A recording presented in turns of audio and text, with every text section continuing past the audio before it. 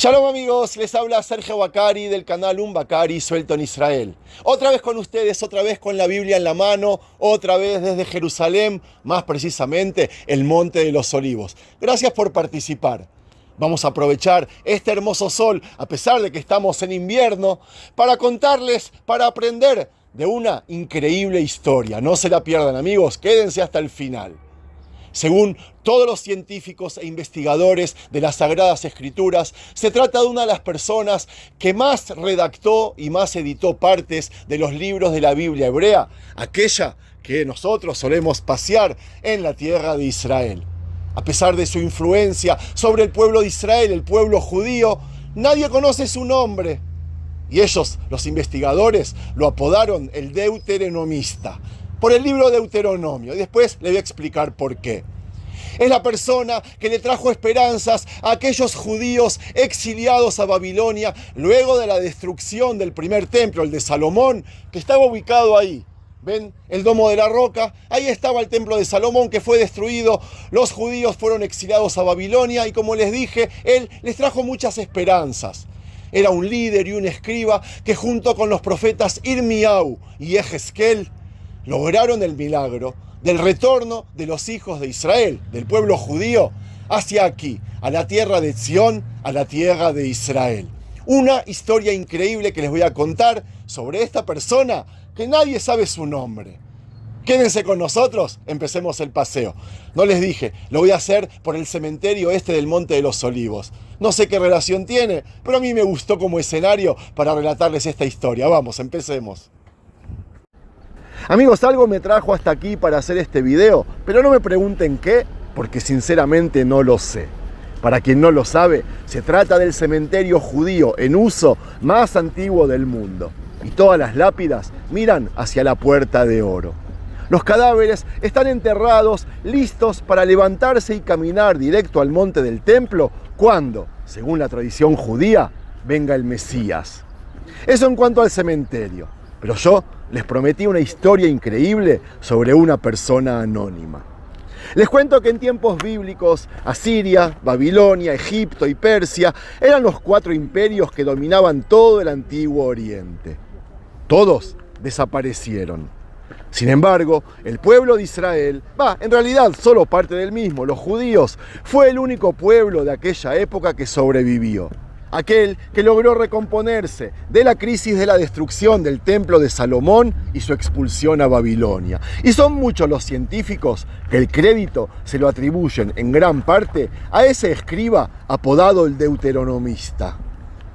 En el año 1943, un científico alemán llamado Martin Noth, en su libro La historia de la tradición, destacó que un escriba de la época del exilio en Babilonia editó el libro Deuteronomio y luego parte de los libros Josué, Jueces, Samuel y Reyes. A él lo apodaron en la ciencia el Deuteronomista por el estilo en el que escribió sus partes.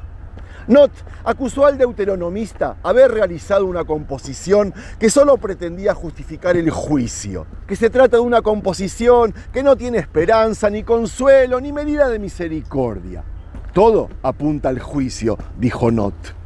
Noth, además, dijo que el Deuteronomista presentó la destrucción de Jerusalén como un evento final y completo, y no expresó expectativas de redención. Esta actitud pesimista se basa en la afirmación cristiana de que el cristianismo es el verdadero Israel.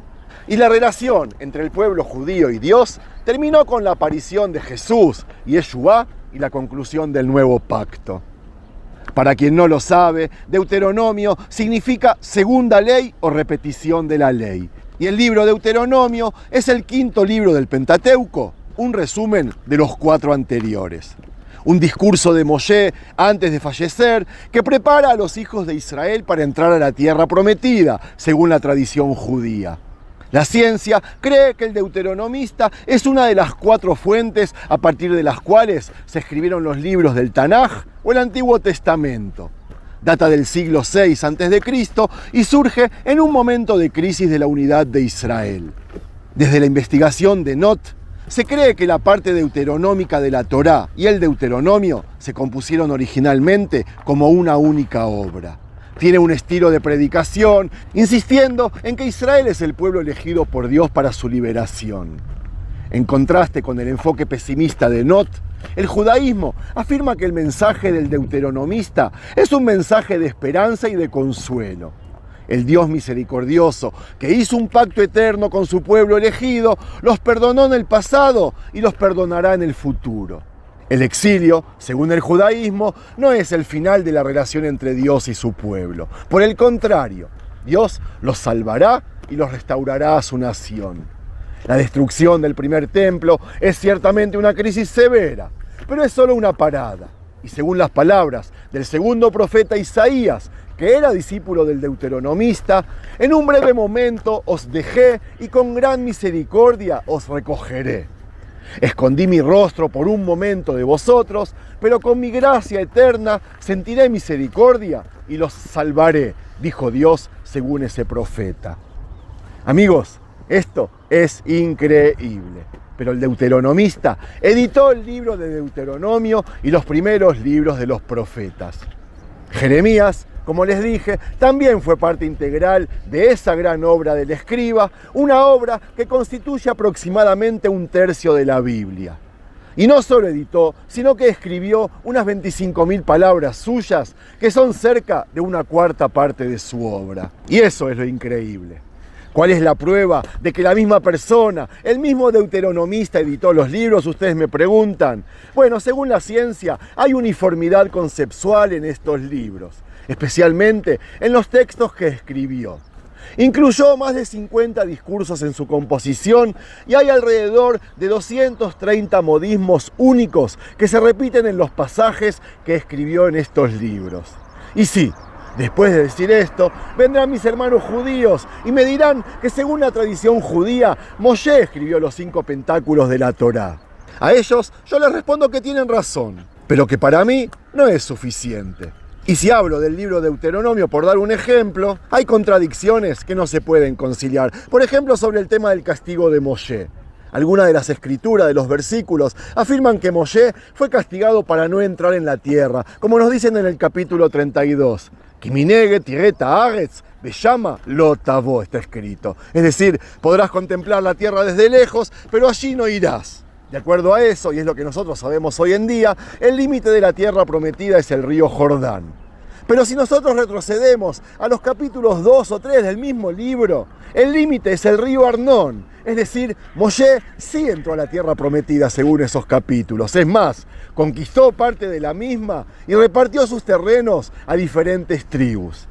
Luego murió y fue enterrado dentro de la tierra prometida. Las descripciones históricas de la Biblia son en su gran mayoría precisas, que quede claro, pero a veces hay inexactitudes, ¿qué le vamos a hacer? Otro ejemplo, traigo el caso de la campaña de Sanjrib contra los países que se rebelaron contra él, incluido Yehudá, Judea. Me estoy refiriendo al año 701 a.C. En el 2 Reyes está escrito que hubo un milagro, que un ángel golpeó y mató a 185.000 soldados asirios por la noche, y Sanjrib volvió a su país desconsolado, donde fue asesinado. De la descripción del reinado de Menashe, hijo de Hizkiau, de la Biblia, se deduce que después de la derrota de Asiria, el dominio asirio terminó en Israel, ¿verdad? Pero si vamos a la ciencia, eso no es cierto, porque en los días de Menashe, después de la campaña de Sanjrib, los asirios conquistaron Egipto y su imperio alcanzó su apogeo. Amigos, quiero aclarar, hay gente que toma la Biblia como una escritura sagrada, escrita por Dios o por la mano del hombre siguiendo las instrucciones de Dios. Eso es respetable y yo soy el primero que lo respeto. Yo personalmente amo la Biblia y ustedes lo saben, pero necesito que la ciencia me ayude a descifrarla. Y creo que también está bien. La descripción de la destrucción del primer templo en tiempos de Irmiau, de Jeremías, por ejemplo, es exacta para mí porque me lo avala la ciencia.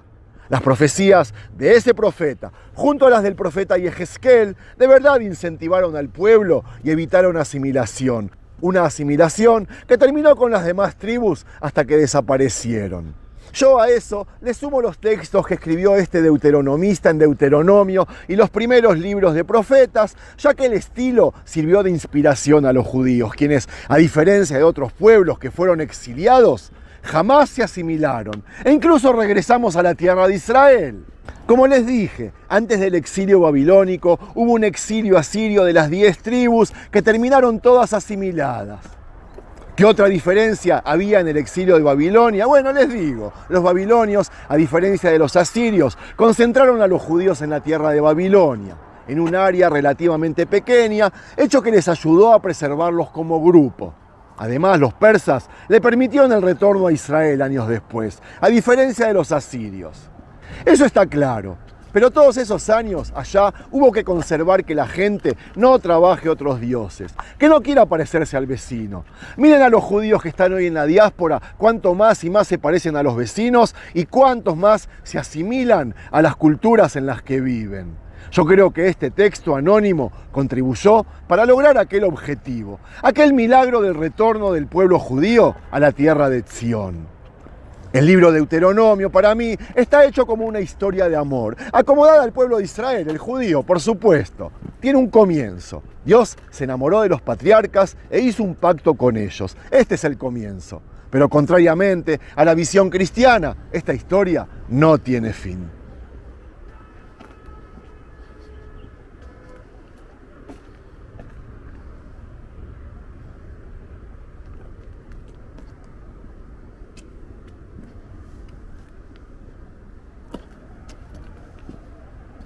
El amor de Dios por Israel es mencionado a menudo por el deuteronomista para conservar todo eso. Por ejemplo, dice en el capítulo 4, y porque ha amado a tus patriarcas y ha elegido su descendencia en pos de él.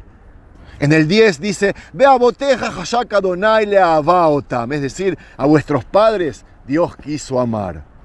En el 7 y en el 8 dice, no más que a ti de todos los pueblos, Dios te desea, porque eres el más pequeño de todos los pueblos, porque Dios te ama. El mensaje, amigos, es simple para terminar. Ustedes son el pueblo de Dios, son eternos y santos, y la alianza nunca terminará porque Dios los ama. El deuteronomista transmitió un mensaje a los exiliados. Dios quiere que el pueblo de Israel guarde el primero y segundo mandamiento de aquellos 10 entregados debajo del monte Sinaí. Es decir, tienen que seguir creyendo en Él como el único Dios de ustedes. Él no los quiere adorando a otros dioses, porque así ustedes se asimilarán. Jeremías, como Moshe, profetizó no solo la destrucción y el exilio, sino también el regreso a la tierra, sino en las generaciones que ellos vivieron, entonces en las generaciones futuras. Y nosotros, amigos, hoy sabemos que esas profecías se cumplieron. Y si no, díganme cómo este judío está en la tierra de Israel, hablando en hebreo, manteniendo esa religión de siglos y con una camisa, con una playera que dice en hebreo, Am Israel Jai. Listo, amigos. Al final terminé el video sin descubrir por qué tuve que hacer este video entre todos estos muertos. ¿Acaso entre todas estas tumbas estará enterrado el deuteronomista? No lo sé, amigos. Shalom.